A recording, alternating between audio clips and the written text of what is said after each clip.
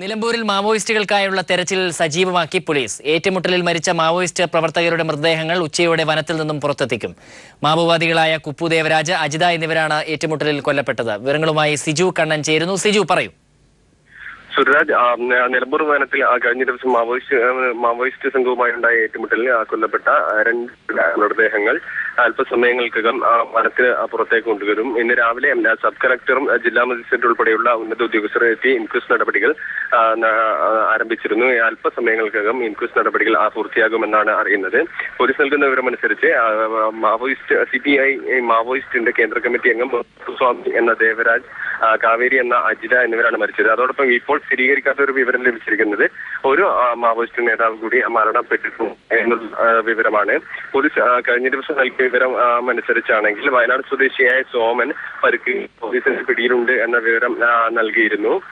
അങ്ങനെയാണെങ്കിൽ ഈ വിവരം സ്ഥിരീകരിക്കാമെങ്കിൽ അത് ചിലപ്പോൾ സോമനായിരിക്കും സംശയിക്കുന്നു. ഏതായാലും മാവോയിസ്റ്റ് സംഘത്തിലുണ്ടായിരുന്ന മറ്റു 9 പേർ ഉൾവനത്തിലേക്ക് ചിതറി ഓടിയതായാണ് പോലീസ് നൽകിയ വിവരം. അതിന്റെ അടിസ്ഥാനത്തിൽ ഇന്ന് രാവിലെ മുതൽ വലിയ ഒരു സംഘം തണ്ടർബോൾട്ടും അതോടൊപ്പം തന്നെ ആന്റി ടെററിസ്റ്റ് സ്ക്വാഡും ഉൾപ്പെടെയുള്ളവർ വനത്തിനകത്ത് തിരച്ചിൽ ശക്തമാക്കിയിട്ടുണ്ട്. ഇവരിൽ ചിലർക്ക് പരിക്കേറ്റതായും പോലീസ് സംശയിക്കുന്നുണ്ട്. അതുകൊണ്ട് തന്നെ സമീപ പ്രദേശത്തെ ആശുപത്രി ഉൾപ്പെടെയുള്ള സ്ഥലങ്ങളിലും പരിശോധന നടത്തുന്നുണ്ട്. ഏതായാലും അല്പസമയങ്ങൾക്കകം ഇവരുടെ മൃതദേഹങ്ങൾ വനത്തിന് പുറത്തേക്ക് കൊണ്ടുവരും. ശരി, സിജു കണ്ണനാണ് വിവരങ്ങൾ പങ്കുവച്ചത്.